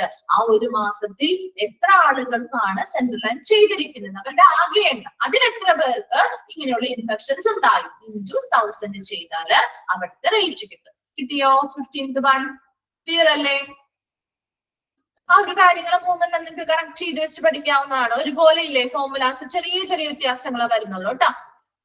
നോക്കിയേ 16th one, surgical site infection rate. നമ്മുടെ സർജിക്കൽ സൈറ്റ് ഇൻഫെക്ഷൻ ഒക്കെ പഠിച്ചതാണ് അല്ലെ, SSI ഒക്കെ പഠിച്ചില്ലേ നമ്മള്. ഓക്കെ, അപ്പൊ സർജറി ചെയ്യുന്ന ഒരു പർട്ടിക്കുലർ ഏരിയയിൽ വരുന്ന ഇൻഫെക്ഷനെയാണ് നമ്മൾ സർജിക്കൽ സൈറ്റ് ഇൻഫെക്ഷൻ എന്ന് പറയുന്നത് അല്ലെ. അപ്പൊ പല കാരണങ്ങൾ കൊണ്ട് വരാം അല്ലെ. എന്താ, സ്റ്റെറിലൈസ്ഡ് ആവാത്ത രീതിയിലുള്ള ഉപകരണങ്ങൾ ഉപയോഗിച്ചത് കൊണ്ടാവാം, ശരിയായ രീതിയിൽ നമ്മൾ പ്രൊട്ടക്ഷനോ ഇൻഫെക്ഷൻസ് വരാനായിട്ടുള്ള സാധ്യതകൾ കൂടുതൽ, അതായത് ശരിയ രീതിയിൽ നല്ല രീതിയിലുള്ള പ്രൊട്ടക്ഷനോ കാര്യങ്ങളൊന്നും കൊടുക്കാത്തത് കൊണ്ടാവാം. അങ്ങനെ പല റീസൺസ് കൊണ്ട് ഇങ്ങനെയുള്ള സർജിക്കൽ സൈറ്റ് ഇൻഫെക്ഷൻസ് വരാം. പ്രധാനമായിട്ടും അല്ലാത്ത രീതിയിലുള്ള ഉപകരണം ഉപയോഗിക്കുന്നത് കൊണ്ടാണ് കൂടുതലായിട്ടും വരുന്നത് അല്ലെ. അത് കാണാനുള്ള എത്ര പേർക്ക് അവിടെ വന്നിരിക്കുന്ന പേഷ്യൻസില് എത്ര പേർക്ക് ഇങ്ങനെയുള്ള സർജിക്കൽ സൈറ്റ് ഇൻഫെക്ഷൻസ് ഉണ്ടായി, അവരുടെ റേറ്റ് ആണ് നമ്മളിവിടെ നോക്കുന്നത്. നോക്കിയ formula, number of surgical site infections in a given month. ആ ഒരു മാസത്തിൽ എത്ര ആളുകൾക്കാണ് സർജിക്കൽ സൈറ്റ് ഇൻഫെക്ഷൻസ് ഉണ്ടായത്, അവരുടെ എണ്ണം divided by number of surgeries performed in that month. ആ ഒരു മാസത്തിൽ നടത്തിയ സർജറികളുടെ ആകെ എണ്ണം into 100. എന്താണ് അവിടെ നമ്മൾ ഒരുപാട് സർജറി, ഒരു മാസത്തിൽ ഒരുപാട് സർജറികൾ ചെയ്തിട്ടുണ്ടാവും അല്ലെ. ആ എല്ലാ സർജറികൾക്കും സർജിക്കൽ സൈറ്റ് ഇൻഫെക്ഷൻസ് ഉണ്ടാവണമെന്നില്ല അല്ലെ. അപ്പൊ എത്ര എണ്ണമാണോ അവിടെ ഒരു മാസത്തിൽ എത്ര സർജറികളാണോ നടത്തിയത് അതിന്റെ ആകെ എണ്ണം, അതിൽ എത്ര എണ്ണത്തിൽ സർജിക്കൽ സൈറ്റ് ഇൻഫെക്ഷൻസ് ഉണ്ടായി into 100 ചെയ്താല് സർജിക്കൽ സൈറ്റ് ഇൻഫെക്ഷൻ റേറ്റ് കിട്ടും. ക്ലിയർ ആണോ? 16th വൺ ഓക്കെ ആണോ? ഓക്കെ, ഇനി ആ ഒരു പേജിൽ ഇമ്പോർട്ടന്റ് ആയിട്ടുള്ളതൊന്നും നോട്ട് ചെയ്ത് വെച്ചേ. ആ ഒരു പേജില് 14th നോട്ട് ചെയ്യാം കേട്ടോ. 14th 14ാമത്തെ. നെക്സ്റ്റ് നോക്കേണ്ടത് 16th surgical site infection rate. 14th 16th രണ്ടുള്ളൂ കേട്ടോ. ഓക്കെ, നെക്സ്റ്റ് പേജ് നോക്കിയേ. നെക്സ്റ്റില് 17th ആണ് ഹാൻഡ് ഹൈജീൻ കംപ്ലൈൻസ് റേറ്റ്. എന്താണ് ഹാൻഡ് ഹൈജീൻ പാലിക്കുന്ന, കംപ്ലൈൻസ് പറഞ്ഞാൽ പാലിക്കുക, ഹാൻഡ് ഹൈജീൻ പാലിക്കുന്നവരുടെ റേറ്റ് ആണ് പറയുന്നത്. നമ്മൾ ആദ്യം നമ്മൾ പഠിച്ചില്ലേ ഡയഗ്നോസ്റ്റിക് ഏരിയയില് സേഫ്റ്റി പ്രിക്കോഷൻസ് പാലിക്കുന്നവരുടെ റേറ്റ് നോക്കിയില്ലേ, നമ്മള് നോക്കിയില്ലായിരുന്നോ? സേഫ്റ്റി പ്രിക്കോഷൻസ് പാലിക്കുന്നവരുടെ റേറ്റ്. അതുപോലെ തന്നെ ഹാൻഡ് ഹൈജീൻസ് പാലിക്കുന്നവരുടെ റേറ്റ് ആണ് ഇവിടെ പറയുന്നത് കേട്ടോ. നോക്കിയേ formula, total number of hand hygiene actions performed. ഇവിടെ മൊത്തം ഹാൻഡ് ഹൈജീൻ ആക്ഷൻസിന്റെ പ്രവർത്തനങ്ങളുടെ മൊത്തം എണ്ണം divided by total number of hand hygiene opportunities, hand hygiene ചെയ്യാനുള്ള അവസരങ്ങളുടെ എണ്ണം into 100. എന്താണ് total number of hand hygienes actions performed, hand ഹൈജീനുമായി ബന്ധപ്പെട്ട പ്രവർത്തനങ്ങൾ അല്ലെ, പ്രവർത്തനങ്ങൾ നടന്നതിന്റെ ആകെ എണ്ണം divided by total number of hand hygiene opportunities, അല്ലെങ്കിൽ total number of hand hygiene opportunities എന്ന് പറഞ്ഞാൽ ഹാൻഡ് ഹൈജീൻ നടത്താനുള്ള അവസരങ്ങളുടെ എണ്ണം, അതിൽ എത്ര എണ്ണം നടന്നിട്ടുണ്ട് into 100 ചെയ്താല് ഹാൻഡ് ഹൈജീൻ കംപ്ലൈൻസ് റേറ്റ് അല്ലെങ്കിൽ ഹാൻഡ് ഹൈജീൻ പാലിക്കുന്നവരുടെ റേറ്റ് കിട്ടും. ക്ലിയർ ആണോ? 17th one. Okay, 18th one നോക്കിയേ. Percentage of cases who received appropriate prophylactic antibiotics within the specified time frame. ഒരു നിർദ്ദിഷ്ട സമയപരിധിക്കുള്ളിൽ എത്ര പേഷ്യൻസ് സർജറികൾ കഴിഞ്ഞ് എന്താ പ്രോഫിലാക്റ്റിക് എന്ന് പറഞ്ഞാൽ രോഗനിവാരണം അല്ലെങ്കിൽ രോഗപ്രതിരോധം, അതിനു വേണ്ടിയിട്ട് ആന്റിബയോട്ടിക്സ് സ്വീകരിച്ചു, അങ്ങനത്തെ കേസുകളുടെ പെർസെന്റേജ് ആണ് ഇവിടെ കാണുന്നത്. ക്ലിയർ ആയോ? സർജറി ചെയ്ത് കഴിയുമ്പോ എത്ര ആളുകൾ, ഇപ്പൊ ഒരു 10 സർജറി ചെയ്തിട്ടുണ്ടെങ്കിൽ അതിൽ എത്ര പേര് അവരുടെ രോഗനിവാരണത്തിനായി അല്ലെങ്കിൽ രോഗപ്രതിരോധത്തിനായി ആന്റിബയോട്ടിക്കുകൾ അതിൽ എത്ര പേര് സ്വീകരിച്ചിട്ടുണ്ട്, അതിന്റെ പെർസെന്റേജ് ആണ് ഇവിടെ കാണുന്നത്. ക്ലിയർ ആയോ? ഇത് എന്താണ് മനസ്സിലായോ? Okay, okay, formula, number of patients who did receive appropriate prophylactic antibiotics. ഇവിടെ prophylactic അല്ലെങ്കിൽ രോഗനിവാരണം അല്ലെങ്കിൽ രോഗപ്രതിരോധത്തിനായി ആന്റിബയോട്ടിക്സ് സ്വീകരിച്ച പേഷ്യൻസിന്റെ ആകെ എണ്ണം divided by number of patients who underwent surgeries in the OT. Operation തിയേറ്ററിൽ വിധേയമായിട്ടുള്ള സർജറിക്ക് വിധേയമായിട്ടുള്ള പേഷ്യൻസിന്റെ ആകെ എണ്ണം. അതിൽ ചിലപ്പോൾ എല്ലാവരും ആന്റിബയോട്ടിക് സ്വീകരിച്ചിട്ടുണ്ടാവില്ല. അപ്പൊ അവിടെ ഓപ്പറേഷൻ തിയേറ്ററിൽ സർജറിക്ക് വിധേയമായവരുടെ ആകെ എണ്ണം, അതിൽ എത്ര പേര് സർജറിക്ക് ശേഷം ഇങ്ങനെയുള്ള രോഗപ്രതിരോധത്തിനായി ആന്റിബയോട്ടിക്കുകൾ സ്വീകരിച്ചു, അവരുടെ എണ്ണം ഇൻറ്റു 100. Clear ആണോ? അത് percentage of cases who received appropriate prophylactic antibiotics within the specific time. ഒരു നിർദ്ദിഷ്ട സമയപരിധിക്കുള്ളിൽ എത്ര പേര് ആന്റിബയോട്ടിക്സ് സ്വീകരിച്ചിട്ടുണ്ട്. ക്ലിയർ അല്ലേ? Then 19th നോക്കിയേ, percentage of rescheduling of surgeries. എന്താ? സർജറികൾ പല കാരണങ്ങൾ കൊണ്ട് സർജറികൾ മാറ്റിവെക്കാറില്ലേ? ഇല്ലേ? പല കാരണങ്ങൾ കൊണ്ട് മാറ്റിവെക്കാറില്ലേ? അപ്പൊ അങ്ങനെ എത്ര കേസുകൾ ഉണ്ടായിട്ടുണ്ട്, അതിന്റെ പെർസെന്റേജ് ആണ് percentage of rescheduling of surgeries. നോക്കിയേ, rescheduling of surgeries consist of cancellation and postponement beyond 4 hours of the surgery. എന്താ? റീഷെഡ്യൂളിംഗ്, സർജറി റീഷെഡ്യൂൾ ചെയ്യുക എന്ന് പറയുന്നത് ഒന്നില്ലെങ്കിൽ ആ സർജറി എന്ത് ചെയ്യുന്നു, ക്യാൻസൽ ചെയ്യുന്നു, അല്ലെങ്കിലോ പോസ്റ്റ്പോൺമെന്റ് എന്താണ്, മാറ്റിവെക്കുന്നു, അല്ലെ? മറ്റൊരു ദിവസത്തേക്ക് സർജറി മാറ്റിവെക്കാം, അല്ലെ? അതിന്റെ രണ്ടിനെയും നമുക്ക് റീഷെഡ്യൂളിംഗ് ചെയ്യുന്നത് ഉദ്ദേശിക്കുന്നുണ്ട്. ആൻഡ് ബിയോണ്ട് 4 hours എന്താ? 4 മണിക്കൂറിനപ്പുറമാണ്. അപ്പൊ അവിടെ ആ ഒരു സമയമുണ്ട്, ആ ഒരു 4 മണിക്കൂറിനുള്ളില് ഇങ്ങനെ എന്തെങ്കിലും എന്താണ് മാറ്റിവെക്കുന്നത്. ഇപ്പൊ ചിലപ്പോ 1-2 മണിക്കൂർ അല്ലെങ്കിൽ 4 മണിക്കൂറിനുള്ളില് അങ്ങോട്ടും ഇങ്ങോട്ടും കുറച്ച് സമയമൊക്കെ മാറിയെന്ന് വിചാരിച്ച് അത് നമ്മളിവിടെ കൂട്ടാറില്ല. കാരണം എന്താ? അത് സ്വാഭാവികമാണ്, അല്ലെ? ഒരു സർജറി ചെയ്യുമ്പോൾ ചിലപ്പോൾ കുറച്ച് സമയം കൂടുതൽ എടുത്തേക്കാം, മറ്റെന്തെങ്കിലും കോംപ്ലിക്കേഷൻസ് വന്നാൽ അത് മാനേജ് ചെയ്യുമ്പോൾ അങ്ങനെ കുറച്ച് സമയങ്ങൾ അങ്ങോട്ടും ഇങ്ങോട്ടും ഒരു 4 മണിക്കൂർ വരെ എന്താണ് അങ്ങനെ അഡ്ജസ്റ്റ് ചെയ്യാനുള്ള ഒരു അനുവാദമുണ്ട്. അത് കഴിഞ്ഞ് 4 മണിക്കൂറിനപ്പുറം ഏതെങ്കിലും സർജറികൾ ക്യാൻസൽ ചെയ്യുകയോ അല്ലെങ്കിൽ മാറ്റിവെക്കുകയോ ചെയ്തിട്ടുണ്ടെങ്കിൽ അതിന്റെ പെർസെന്റേജ് ആണ് നമ്മൾ ഇവിടെ എടുക്കുന്നത്. ക്ലിയർ അല്ലേ? നോക്കിയപ്പോ formula, number of cases rescheduled, ഇവിടെ മാറ്റിവെച്ച അല്ലെങ്കിൽ റീഷെഡ്യൂൾ ചെയ്ത നമ്പർ ഓഫ് സർജറികൾ എത്ര എണ്ണമുണ്ട്, divided by number of cases planned, ആസൂത്രണം ചെയ്ത സർജറികളുടെ ആകെ എണ്ണം. ഇപ്പൊ ഒരു 10 സർജറിയാണ് അന്നത്തെ ദിവസം ആസൂത്രണം ചെയ്തിരുന്നത് വിചാരിക്കാം, അതാണ് ഡിനോമിനേറ്ററിൽ വരുന്നത്. അതിൽ എത്ര എണ്ണം എന്ത് ചെയ്യേണ്ടി വന്നു, റീഷെഡ്യൂൾ ചെയ്യേണ്ടി വന്നു, അതിന്റെ എണ്ണം ഇൻറ്റു 100 ചെയ്യുക. അപ്പൊ 100 എണ്ണമാണ് പ്ലാൻ ചെയ്തിരുന്നതെങ്കിൽ അതിൽ, അല്ലെങ്കിൽ ഒരു 10 എണ്ണമാണ് പ്ലാൻ ചെയ്തിരുന്നതെങ്കിൽ അതിൽ ചിലപ്പോൾ 2 എണ്ണമായിരിക്കാം ചിലപ്പോൾ നമുക്ക് റീഷെഡ്യൂൾ ചെയ്യേണ്ടി വന്നത്. അപ്പൊ 10 എണ്ണത്തിൽ 2 എണ്ണം റീഷെഡ്യൂൾ ചെയ്യേണ്ടി വന്നു. ഇൻറ്റു 100 ചെയ്താല് അവിടെ percentage of rescheduling of surgeries കിട്ടും. ക്ലിയർ ആണോ? 19th one ക്ലിയർ ആണോ? ഓക്കെ. 20th നോക്കിയേ, turnaround time for issue of blood and blood components. എന്താണ്? ബ്ലഡ് ആൻഡ് ബ്ലഡ് കമ്പോണൻസ് വിതരണം ചെയ്യുന്നതുമായി ബന്ധപ്പെട്ടുള്ള സമയം. ഇപ്പൊ നമുക്കറിയാം, നമ്മള് ബ്ലഡ് ബാങ്കുകളിൽ പോയിട്ടുണ്ടോ? നിങ്ങൾ ആരെങ്കിലും ബ്ലഡ് ബാങ്കിൽ പോയിട്ടുണ്ടോ? ആരെങ്കിലും പോയിട്ടുണ്ടോ ബ്ലഡ് ബാങ്കില്? പോയിട്ടില്ല. നിഷ പോയിട്ടുണ്ട്. ഓക്കെ, പോയിട്ടുള്ളവരുണ്ടല്ലോ, അല്ലെ? അപ്പൊ പോകുമ്പോ നമ്മൾ എങ്ങനെയാ പോവാ? വെറുതെ നമ്മൾ അവിടെ പോയി ചെന്ന് എനിക്ക് ബ്ലഡ് വേണം, ഇന്നൊരു ഡോക്ടറാണ്, ഇത്ര ബ്ലഡ് വേണമെന്ന് ചോദിച്ചാൽ അവർ തരുമോ? വെറുതെ ചോദിച്ചാൽ തരുമോ? ഇല്ല. അതിനു വേണ്ടി എന്ത് വേണം നമ്മുടെ കയ്യില്? എന്താ നമ്മൾ കൊണ്ടുപോകണ്ടേ? ഡോക്ടറുടെ പ്രിസ്ക്രിപ്ഷൻ. Very good. അവരുടെ റിക്വസ്റ്റ് വേണം, അല്ലെ? ഏത് ഡോക്ടറാണോ പേഷ്യന്റിനെ കൺസൾട്ട് ചെയ്യുന്നത് അവരുടെ കൃത്യമായിട്ടുള്ള റിക്വസ്റ്റ് വേണം, അല്ലെ? ഇന്ന പേഷ്യന്റ് അണ്ടർ ട്രീറ്റ്മെന്റ് ഇരിക്കുന്ന ഇന്ന പേഷ്യൻസിന് ഇന്ന കാരണങ്ങളാൽ ഇവർക്ക് ഇന്ന രീതിയിലുള്ള ബ്ലഡുകൾ വേണം, ഇത്ര എമൗണ്ട് വേണം, അല്ലെ? ഇത്ര ക്വാണ്ടിറ്റി വേണം, ഇന്ന ബ്ലഡ് ഗ്രൂപ്പിൽ പെട്ട ആളാണ് എന്ന രീതിയിൽ ആ കൺസൾട്ടന്റ് ഡോക്ടർ ഒരു റിക്വസ്റ്റ് തരും, അല്ലെ? ആ റിക്വസ്റ്റ് ഫോം കൊണ്ടുപോയാലേ നമുക്ക് അവിടുന്ന് ബ്ലഡ് തരുള്ളൂ, അല്ലെ? അത് കൂടാണ്ട് വേറെ എന്തെങ്കിലും കൊണ്ടുപോകണോ?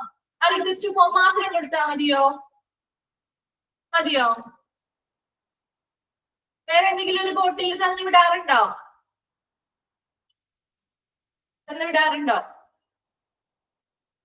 ഉണ്ട്. എന്തായിരുന്നു അത്? ആ ഒരു പേഷ്യന്റിന്റെ ബ്ലഡ്, അല്ലെ, സാമ്പിൾ തന്നുവിടും ടെസ്റ്റ് ചെയ്ത് നോക്കാൻ വേണ്ടി. എന്തിനാ അങ്ങനെ ടെസ്റ്റ് ചെയ്ത് നോക്കുന്നത്? ആ സാമ്പിൾ തന്നുവിടുന്നത് എന്തിനാ? എന്തിനു വേണ്ടിയാ സാമ്പിൾ തന്നുവിടുന്നേ?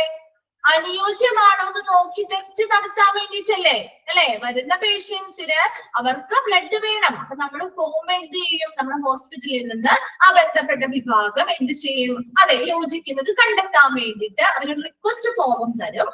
അതോടൊപ്പം തന്നെ നമുക്ക് അവരുടെ ആ പേഷ്യന്റിന്റെ ബ്ലഡ് സാമ്പിളും തന്നുവിടും. ആ ഒരു ബോട്ടിൽ, ചെറിയ ബോട്ടിൽ ഒരു സാമ്പിളും തന്നുവിടും. ആ സാമ്പിൾ തരുന്നത് എന്തിനാന്ന് വെച്ച് കഴിഞ്ഞാല് അവിടെ ചെന്ന് ബ്ലഡ് ബാങ്കിൽ അവർക്ക് എന്ത് ചെയ്യണം? കമ്പാറ്റിബിലിറ്റി ടെസ്റ്റിങ്ങുകൾ ചെയ്യണം, അല്ലെ? ഇത് അനുയോജിത ക്രോസ് മാച്ച് ആണോ എന്നുള്ളത്, അല്ലെങ്കിൽ യോജിച്ചതാണോ അനുയോജ്യമായിട്ടുള്ളതാണോ എന്നുള്ള കാര്യങ്ങള് ചെക്ക് ചെയ്ത് ഉറപ്പുവരുത്തിയതിനു ശേഷമാണ് അവിടെ നിന്ന് തന്നുവിടുന്നത്.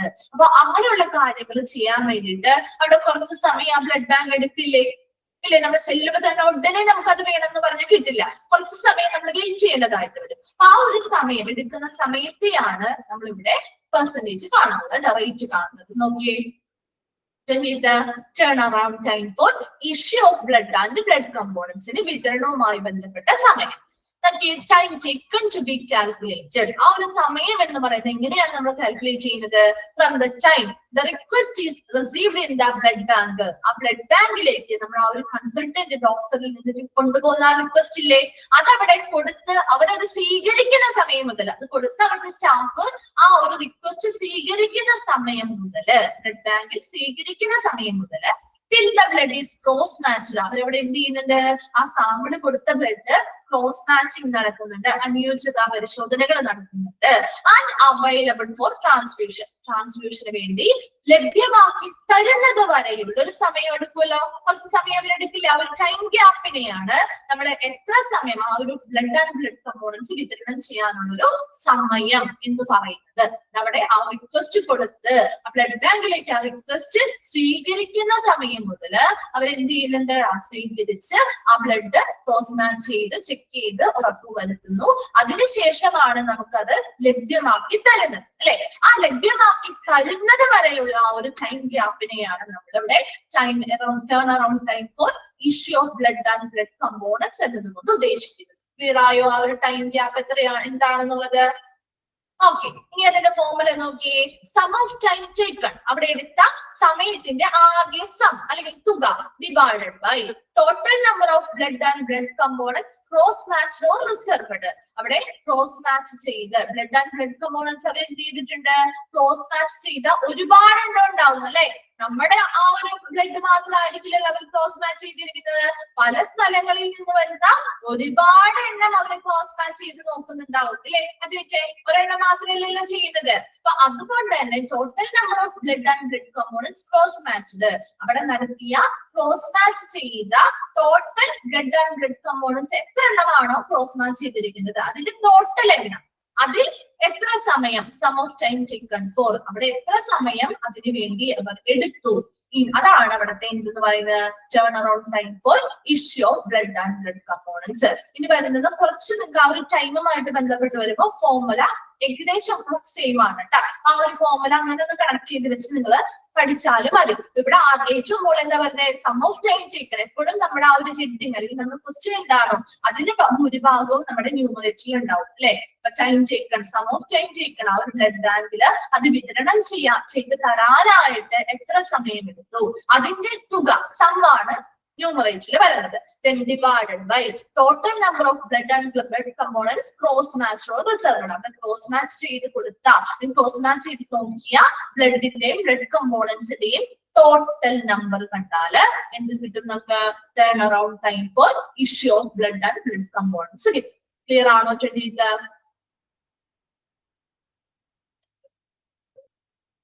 ക്ലിയർ ആണോ? ഒന്നുകൂടെ പറയണോ?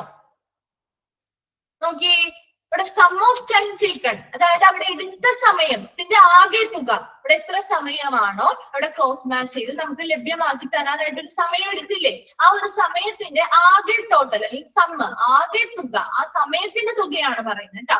ഡിവൈഡഡ് ബൈ, അവിടെ നമ്മൾ ഒരാളുടെ ആയിരിക്കില്ലല്ലോ ക്രോസ് മാച്ച് ചെയ്തിരിക്കുന്നത്, അല്ലെ? ഒരുപാട് പേരുടെ ക്രോസ് മാച്ച് ചെയ്ത് നോക്കിയിട്ടുണ്ടാവും. അതാണ് ഡിനോമിനേറ്ററിൽ വരുന്നത്. Total number of blood and blood components cross match or reserved. അവിടെ ക്രോസ് മാച്ച് ചെയ്ത ബ്ലഡ് ആൻഡ് ബ്ലഡ് കമ്പോണൻസുകളുടെ ആകെ എണ്ണം, അതിനു വേണ്ടി എത്ര സമയം അവർ എടുത്തു, അതാണ് ന്യൂമറേറ്ററിൽ വരിക. ക്ലിയർ ആണോ?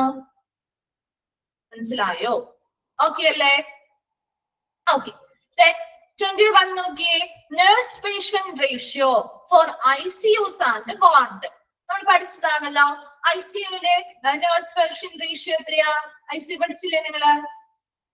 Nurse patient ratio very good, 1:1 or 1:2 ആണ് അല്ലെ? അപ്പൊ അതുപോലെ തന്നെ വാർഡിനും എന്ത് കാണണം? ഈ നേഴ്സ് പേഷ്യന്റ് റേഷ്യോ കാണാം. അതറിയോ? അത് അവിടുത്തെ ഫിക്സഡ് ആയിട്ട് നമുക്ക് അത് ഒന്നല്ലെങ്കിൽ അത് അല്ലെങ്കിൽ ഇത് എന്ന് പറയാനേ പറ്റുള്ളൂ അല്ലെ? അപ്പൊ അവിടുത്തെ എന്താണ് നേഴ്സ് സ്റ്റാഫുകളുടെ എണ്ണത്തിനനുസരിച്ചും വരുന്ന പേഷ്യൻസിന്റെ എണ്ണത്തിനനുസരിച്ചും ചെറിയ രീതിയിലുള്ള വ്യത്യാസങ്ങൾ എന്തായാലും ഉണ്ടാവും. ICUവിൽ അങ്ങനെ വ്യത്യാസങ്ങൾ വരില്ല കേട്ടോ. അത് ഫിക്സഡ് റേറ്റ്. കാരണം എന്താ, അവിടെ നമുക്ക് ഒരുപാട് പേഷ്യൻസിന് ഒരു നഴ്സിനെ ഹാൻഡിൽ ചെയ്യാന്ന് പറയുന്നത് ബുദ്ധിമുട്ടാണ് അല്ലെ? അപ്പൊ അത്രയും കെയർ ഓഫ് പേഷ്യൻസിന് കൊടുക്കാൻ പറ്റാത്തത് കൊണ്ട് തന്നെ ICUവിൽ നമ്മൾ ഫിക്സഡ് ആയിട്ട് 1:1 അല്ലെങ്കിൽ 1:2, അതായത് ഒരു നഴ്സ് ഒരു പേഷ്യന്റ് അല്ലെങ്കിൽ ഒരു നഴ്സ് 2 പേഷ്യന്റ്, അതിനനുസരിച്ചാണ് റേഷ്യോ ഇട്ടിരിക്കുന്നത്. അതേസമയം വാർഡുകളിലാവുമ്പോൾ ഇപ്പൊ ഒരു ജനറൽ വാർഡിലൊക്കെ ആണെങ്കിൽ 1:6 വരാം, ഒരു നഴ്സ് 6 പേഷ്യൻസിന്. അതുപോലെ സ്പെഷ്യലൈസ്ഡ് വാർഡ് ആണെങ്കിൽ ഒരു നഴ്സ് 4 പേഷ്യൻസിന് 1:4 എന്നൊരു റേഷ്യോ വരാം. അപ്പൊ അത് അവിടുത്തെ എങ്ങനെയാണ് ഇത് കാൽക്കുലേറ്റ് ചെയ്യുന്നത്, കണ്ടുപിടിക്കുന്നത്? അവിടെയുള്ള സ്റ്റാഫ്, നഴ്സിംഗ് സ്റ്റാഫുകളുടെ ആകെ എണ്ണവും പേഷ്യൻസിന്റെ എണ്ണവും തമ്മിൽ എന്ത് ചെയ്യണം, നമ്മള് കാൽക്കുലേറ്റ് ചെയ്താലാണ് ആ റേഷ്യോ എടുക്കാൻ പറ്റുള്ളൂ അല്ലെ? അപ്പൊ അതെങ്ങനെയാണ് നേഴ്സ് പേഷ്യന്റ് റേഷ്യോ ICUവിലെയും വാർഡുകളിലെയും നോക്കുന്നത്? നോക്കിയ formula, number of nursing staff, അവിടെയുള്ള ആകെ നഴ്സിംഗ് സ്റ്റാഫുകളുടെ എണ്ണം divided by number of occupied beds.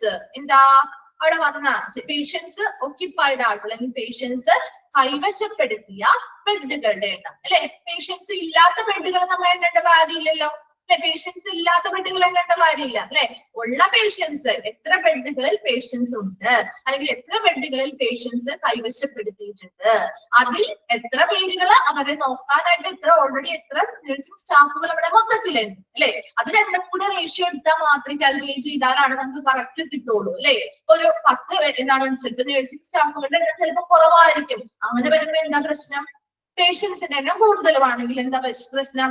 ഒരു നഴ്സ് തന്നെ ചിലപ്പോ ഒരുപാട് പേരെ ഹാൻഡിൽ ചെയ്യേണ്ടതായിട്ട് വരും അല്ലെ? അപ്പൊ അവിടെ ആ നഴ്സിംഗ് റേഷ്യോ ഫിക്സഡ് ആക്കി വെച്ചാൽ ചിലപ്പോൾ അവിടെ വാർഡുകളിൽ നമുക്ക് അത് അത്ര പോസിബിൾ ആയിട്ടുള്ള കാര്യമില്ല. എപ്പോഴും ആ നഴ്സിംഗ് സ്റ്റാഫുകളുടെ എണ്ണം, മൊത്തം നഴ്സിംഗ് സ്റ്റാഫുകളുടെ എണ്ണത്തിനെ നമ്പർ ഓഫ് ഒക്യുപ്പൈഡ് ബെഡ്സ് വെച്ചിട്ട് അവിടെ ബെഡുകൾ വരുന്ന പേഷ്യൻസ് കൈവശപ്പെടുത്തിയിട്ടുള്ള ബെഡുകളുടെ ആകെ എണ്ണത്തിൽ വെച്ച് ഡിവൈഡ് ചെയ്താൽ നമുക്ക് ആ nurse patient ratio for ICU and ward കിട്ടും. ക്ലിയർ ആണോ? 21 ക്ലിയർ ആണോ? ഓക്കെ, നമുക്ക് ആ 22 കൂടി ഒന്ന് എഴുതേക്കാം കേട്ടോ. Okay, waiting time for out patient consultation. എന്താ ഔട്ട് പേഷ്യന്റ് കൺസൾട്ടേഷൻ? നിങ്ങൾ ഔട്ട് പേഷ്യന്റ് കൺസൾട്ടേഷന് വേണ്ടി പോയിട്ടുണ്ടോ? ഹോസ്പിറ്റലുകളിൽ പോവാറില്ലേ? അപ്പൊ ഒരുപാട് സമയം വെയിറ്റ് ചെയ്യേണ്ടി വരാറുണ്ടോ? വെയിറ്റ് ചെയ്യേണ്ടി വരാറുണ്ട്, ഒരുപാട് സമയം ഉണ്ട് അല്ലെ? അപ്പൊ ആ ഒരു വെയിറ്റിംഗ് ടൈം ആണ് നമ്മൾ ഇവിടെ കാൽക്കുലേറ്റ് ചെയ്യുന്നത്, അല്ലെങ്കിൽ അതിന്റെ റേറ്റ് ആണ് കാണുന്നത് കേട്ടോ. Waiting time for out patient consultation. നോക്കിയേ, എന്താണ് അവിടുത്തെ വെയിറ്റിംഗ് ടൈം എന്ന് ഉദ്ദേശിക്കുന്നത്? എന്താന്ന് നോക്കിയേ, waiting time is the length of time which one should wait in order for a specific action to happen after that action is called for or mandated. അല്ലെ? നമ്മളിപ്പോ ഒരു വെയിറ്റിംഗ് ടൈം എന്ന് പറയുന്നത് എന്തായിരിക്കാം?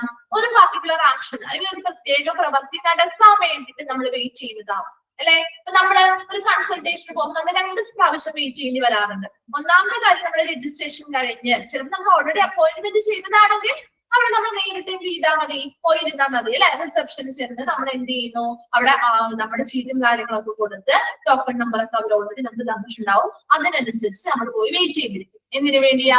ഡോക്ടറുടെ അവിടെ നിന്ന് കൃത്യമായിട്ടുള്ള ടോക്കൺ നമ്പർ വിളിച്ച് ആ പ്രവൃത്തി നടത്താൻ വേണ്ടി, ഡോക്ടറെ കാണാൻ വേണ്ടിയിട്ട് നമ്മൾ വെയിറ്റ് ചെയ്തിരിക്കാറുണ്ട് ഇല്ലേ?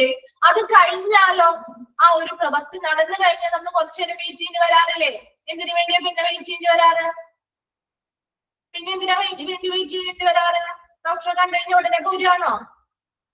മെഡിസിൻ വാങ്ങാനായിട്ട് വെയിറ്റ് ചെയ്യേണ്ടി വരാറില്ലേ? അപ്പൊ അങ്ങനെ രണ്ട് കാര്യങ്ങള് പ്രധാനമായിട്ട് സ്പെസിഫിക് ആക്ഷൻ ടു ഹാപ്പൻ, ആ ഒരു പ്രവൃത്തി നടക്കാൻ വേണ്ടിയിട്ട് അത് കഴിഞ്ഞല്ലേ ആ ഒരു നമ്മുടെ പ്രവൃത്തി നടന്നു, അത് വിളിച്ചു, നമ്മളെ അവിടേക്ക് വിളിച്ചു, അത് കഴിഞ്ഞ് നമ്മൾ കുറച്ചു നേരം വെയിറ്റ് ചെയ്യേണ്ടി വരാറുണ്ട്. ആ ഒരു സമയത്തെയാണ് നമ്മൾ വെയിറ്റിംഗ് ടൈം എന്നതുകൊണ്ട് ഉദ്ദേശിക്കുന്നത്. ഇനി ഒരു ഔട്ട് പേഷ്യന്റ് കൺസൾട്ടേഷനുമായി ബന്ധപ്പെട്ട് ഇവര് കാൽക്കുലേറ്റ് ചെയ്യുന്ന വെയിറ്റിംഗ് ടൈം എന്ന് പറയുന്നത് എവിടെ മുതൽ എവിടെ വരെയാണ് നമ്മൾ അറിയാം. Okay, waiting time for outpatient consultation is a time from which the patient has come to the respected outpatient department. It may or may not be the same as registration. ആ ഒരു രജിസ്ട്രേഷൻ ചെയ്യുന്ന സമയം ഉൾപ്പെടും കേട്ടോ. ചിലപ്പോൾ നമ്മൾ already അപ്പോയിന്റ്മെന്റുകൾ കഴിഞ്ഞ ദിവസങ്ങളിൽ എടുത്തിട്ടുണ്ടെങ്കിൽ നമുക്ക് അധികം സമയം അവിടെ പോകില്ല അല്ലെ. ആ ഒരു ഔട്ട്പേഷ്യന്റ് ഡിപ്പാർട്ട്മെന്റിലേക്ക് ഒരു പേഷ്യന്റ് എത്തുന്ന സമയം മുതലാണ് പറയുന്നത് കേട്ടോ. ഒരു ഔട്ട് പേഷ്യന്റ് ഡിപ്പാർട്ട്മെന്റിലേക്ക് ഒരു പേഷ്യന്റ് എത്തുന്ന സമയം മുതൽ till the time that the respected consultant, that not the junior doctor or resident, begins the assessment. എന്താ ആ ഒരു ഔട്ട് പേഷ്യന്റ് ഡിപ്പാർട്ട്മെന്റിലേക്ക് ഒരു പേഷ്യന്റ് എത്തി, ആ സമയം മുതൽ അവരെത്തുന്ന സമയം മുതൽ പേഷ്യന്റ് എത്തുന്ന സമയം മുതൽ എപ്പോഴാണോ ആ ഒരു ഡോക്ടർ കൺസൾട്ടന്റ്, ഏത് ഡോക്ടറെയാണ് നമ്മൾ കാണാൻ വന്നിരിക്കുന്നത്, ആ ഡോക്ടർ നമ്മുടെ പ്രാഥമിക വിലയിരുത്തൽ ആരംഭിക്കുന്നത് വരെയുള്ള സമയമാണ് വെയിറ്റിംഗ് ടൈം ഇവിടെ കാൽക്കുലേറ്റ് ചെയ്യുന്നത്. ക്ലിയർ ആയോ? അത് ആ ഒരു ഔട്ട് പേഷ്യന്റ് ഡിപ്പാർട്ട്മെന്റിലേക്ക് ഒരു പേഷ്യന്റ് വരുന്നുണ്ട് അല്ലെ. അവര് വന്ന ആ ഒരു ഔട്ട് പേഷ്യന്റ് ഡിപ്പാർട്ട്മെന്റിലേക്ക് എത്തുന്ന സമയം മുതൽ എപ്പോഴാണോ ആ കൺസൾട്ടന്റ് ആ പേഷ്യന്റിനെ എന്ത് ചെയ്യുന്നത്, ബിഗിൻസ് അസസ്മെന്റ്, വിലയിരുത്താൻ ആരംഭിക്കുന്നത് അല്ലെ. അവര് നോക്കുന്നത് എപ്പോഴാണോ അത് ആരംഭിക്കുന്നത് അവിടെ വരെയുള്ള സമയമാണ് എന്തെന്ന് പറയുന്നേ വെയിറ്റിംഗ് ടൈം ഇവിടെ കാൽക്കുലേറ്റ് ചെയ്യുന്നത് കേട്ടോ. ക്ലിയർ ആയോ? അത് ആ ഒരു വെയിറ്റിംഗ് ടൈം എന്താണെന്ന് മനസ്സിലായോ? എവിടെ മുതൽ എവിടെ വരെ കാൽക്കുലേറ്റ് ചെയ്യുന്നതെന്ന് മനസ്സിലായോ? ടൈം ക്ലിയർ ആണോ? ഓക്കെ, ഫോർമുല നോക്കിയേ. Sum total patient in time for consultation, കൺസൾട്ടേഷന് വേണ്ടി എടുത്ത സമയത്തിന്റെ ആകെ തുക. നമ്മൾ നേരത്തെ എന്താ time sum of time taken for blood കമ്പോണൻസിന് സമയം നമ്മൾ കണ്ടുപിടിച്ചില്ലേ, ഇവിടെ എത്ര സമയം എടുത്തു. അതുപോലെ തന്നെ sum total patient in time for consultation, കൺസൾട്ടേഷന് വേണ്ടിയിട്ട് പേഷ്യൻസിന് എടുത്ത സമയത്തിന്റെ ആകെ തുക divided by total number of out patients, അവിടെ വന്നിരിക്കുന്ന ഔട്ട് പേഷ്യൻസിന്റെ ആകെ എണ്ണം. കിട്ടിയോ? 22. Waiting time for out patient consultation formula എന്താ? Sum total patient in time for consultation. അവിടെ കൺസൾട്ടേഷന് വേണ്ടി ഓരോ പേഷ്യൻസിനും എടുത്ത സമയത്തിന്റെ ആകെ തുക divided by total number of out patients, out patients ആയിട്ടുള്ള പേഷ്യൻസിന്റെ ആകെ എണ്ണം. ക്ലിയർ ആണോ? 22 ക്ലിയർ ആണോ? ഓക്കെ അല്ലേ? ഓക്കെ, ബാക്കി നമുക്ക് നെക്സ്റ്റ് ക്ലാസ്സിൽ എടുക്കാം കേട്ടോ. 22 എണ്ണം വരെയാണ് നമ്മൾ പറഞ്ഞു നിർത്തിയിരിക്കുന്നത്. ആ ഒരു പേജിൽ ഇമ്പോർട്ടന്റ് ആയിട്ടുള്ള ഒന്ന് നോട്ട് ചെയ്ത് വെച്ച് നിങ്ങൾ 17th കേട്ടോ, 17ാമത്തെ ഹാൻഡ് ഹൈജീൻ കംപ്ലൈൻസ് റേറ്റ് നോക്കുക, ഇമ്പോർട്ടന്റ് ആണ്. Then 19th percentage of rescheduling of surgeries, percentage of rescheduling of surgeries, and 21 nurse patient ratio for ICUs and Warner. Okay, then last 23 note ചെയ്തോ ട്ടോ, waiting time for diagnostics note ചെയ്തോ. നമുക്ക് അടുത്ത ക്ലാസ്സിൽ എടുക്കാം കേട്ടോ. ഇന്നത്തെ ഇത്രയും ക്ലിയർ അല്ലേ? ഓക്കെ അല്ലേ? ഓക്കെ, നെക്സ്റ്റ് ക്ലാസ്സിൽ വരുമ്പോ ഇത് വായിച്ച് മനസ്സിലാക്കിയിട്ട് വരാം കേട്ടോ. Thank you.